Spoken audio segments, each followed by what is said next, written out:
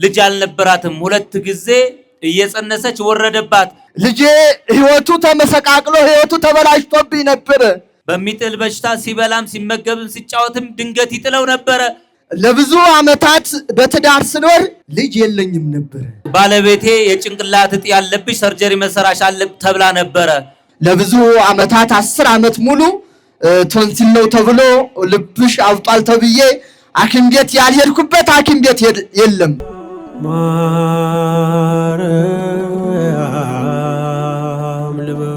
ይሄ የምትመለከቱት ወንድማችን እህቴ የምትኖረው ውጭ ሀገር አውስትራሊያ ነው። ልጅ አልነበራትም። ሁለት ጊዜ እየጸነሰች ወረደባት። ህዳር 21 የዛሬ ዓመት 2017 መተን ለመናት። ሰኔ የ7 ወር ሆና መጥቼ መሰከርኩ። አሁን የ4 ወር መጫት ናት። ድንግል ማርያምን አመስግኑልኝ ስለቴን ይዤ መጥቻለሁ ብሏል። አመስግኑልኝ። ልጄ ህይወቱ ተመሰቃቅሎ ህይወቱ ተበላሽቶብኝ ነበር። የሱ ህይወት ተበላሽቶ የኔም መኖር አይደለም። እሱን ሳይ ሰቃያለሁ፣ አለቅሳለሁ። ነገር ግን ተስፋ ወደምሰጠው ወደ እናቴ ወደ ድንግል ማርያም ደጅ መጥቼ ድንግል ማርያም የልጄን ህይወት አስተካክልልኝ፣ የተሻለም ስራ ስጭልኝ ብዬ ተማጽኜ እንበን አብሼ ሄድኩኝ። እናቴ ድንግል ማርያም ክብር ምስጋና ይግባት። ዛሬ የልጄ ህይወት ተስተካክሎ ለምስክርነት በመካከላችሁ እገኛለሁ። አመስግኑልኝ ትላችኋለች። አመስግኑላችሁ። የምትመለከቱት ህፃን ልጅ ይጥለው ነበረ። በሚጥል በሽታ ሲበላም ሲመገብም ሲጫወትም ድንገት ይጥለው ነበረ። ባለቤቴ ነፍሰ ጡር ናት።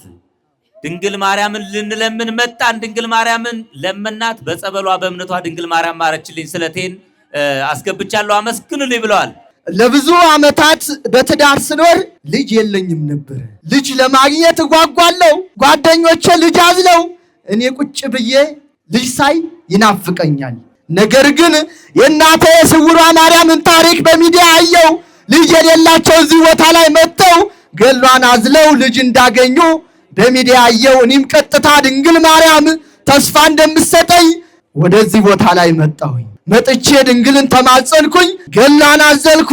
እናቴ ድንግል ማርያም ክብር ምስጋና ይግባት። ለብዙ ዓመታት በልጅ ስናፈቅ የነበርኩትኝ ይሄው ያማረ ልጅ ዛሬ ታቅፌ በመካከላችሁ ክርስትና አስነስቼ እገኛለሁ ትላለች እህታችን። ከፍ አድርጋችሁ አመስግኑ።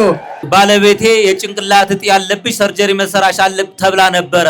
ሳምንት ዕለት በ24 መተን እዚህ ቦታ ላይ አልቅሰን ድንግል ማርያምን ለምነን በ26 ሄዳ የድንግል ማርያም ስዕል አድኗን በደረቷ ይዛ ገባች። ሰርጀሪ ስትደረግ ለኔ የሰጠችኝ እኔ ያለቀስኩ ጠበቅኳት። 1 ሰዓት ባልሞላ ውስጥ በሰላም ከሰርጀሪ ክፍል ወጣ። ዛሬ ቤቷ ገብታልኛለች። ድንግል ማርያምን አመስግኑልኝ ብለዋል። አመስግኑልኝ። 14 ዓመት ውጭ ሀገር ነበር የምኖረው። ነገር ግን ጤና የለኝም ነበረ። ድንግል ማርያም ጤናዬን ስጪ ብዬ ወደዚህ ቦታ ላይ መጣው፣ ተማጸንኩኝ። እንደመጣው ድንግል ማርያምም ሳትል ሳታድር ያ ብዙ ዓመታት በሰው ሀገር እመም ስሰቃይ የኖርኩትን ድንግል ማርያም በጸበሏ ፈውሳኝ ይሄው ለምስክርነት ቆሜያለሁ። አመስግኑልኝ ይላሉ እናታችን። ብዙ ችግር በህይወቴ ነበረ። የሚፈታተነኝ ብዙ ችግር ነበረ። ለድንግል ማርያም መጥቼ ነገርኋት። የነበረብኝን ችግር ሁሉ ድንግል ማርያም ፋቀችልኝ፣ አስወገደችልኝ። ስለቴን ይዤ መጥቻለሁ። አመስግኑልኝ ብለዋል። አመስግኑላቸው። እኔ በምኖርበት ሀገር ብዙም ሰላም የለም ነበረ። በዛም ሰዓት ሰላም በሌለበት ሰዓት እንዴው እጨነቃለሁ ስለ ልጆቼ ስል ብሎም ስለኔም ስል እንዴው ድንግል ማርያም እንዴው ከዚህ ሁሉ ፈተና መከራ አውጥተሽ ለምስክርነት አብቅኝ እያልኩ እዛ ሆኜ በጭንቅ ውስጥ ማጸን ነበር። ስውሯ ማርያም እናቴ ድንግል ስውሯ ማርያም ምንም ነገር ሳታትነካይ እኔንም ልጆቼንም ጠብቃ ይሄው ለምስክርነት ጥቻለሁ። አመስግኑልኝ ይላሉ። አመስግኑላችሁ። ይሄ ወንድማችን የምሰራው ስራ ድንገት ተቋረጠብኝ። በዚህ የተነሳ ስራ አጥ ሆንኩ። እዚህ ቦታ መጥቼ ድንግል ማርያም እባክሽ ወደ ስራ የመልሽ ብዬ ለመነዋት። ሳትውል ሳታድር ድንግል ማርያም ወደ ቀድሞ ስራ የመለሰችኝ። አመስግኑልኝ ብሏል። አመስግኑለት። ዘር ተመሰገነ ይሁን። ይሄ ወንድማችን ራሴን አሞኝ ለመጠመቅ ድንግል ማርያምን ልለምን ስመጣ በመንገድ ላይ እናትና አባቴ እንደተጋጩ ሰማው። እኔ አሁን መመለስ አልችልም፣ የምመጣው ወደ አንቺ ደጅ ነው። ድንግል ማርያም በመካከላቸው ገብታኝ ሰላም አውርጅ ብዬ ለመንኋት። ድንግል ማርያም እናትና አባቴንም ሰላም አደረገች፣ እኔንም ማረችኝ። አመስግኑልኝ ብሏል። ወንድማችን አመስግኑለት። ለብዙ ዓመታት 10 ዓመት ሙሉ ቶንሲል ነው ተብሎ ልብሽ አውጣል ተብዬ ሐኪም ቤት ያልሄድኩበት ሐኪም ቤት የለም። 10 ዓመት ሙሉ ተንከራተትኩ፣ ተሰቃየሁ። በ10ኛው ዓመት አሁን ዘንድሮ ማለት ነው ባለቤቴ ወደዚህ ቦታ ላይ መጣ። ጸበሏንና ቅባ ቅዱሱን ይዞልኝ መጣ። ይዞልኝ እንደመጣ ያን ቅባ ቅዱስ ቀባው፣ ጸበሉን ተጸበልኩኝ። ከዚያን ሰንበት ብዬ ሐኪም ቤት ሄድኩ።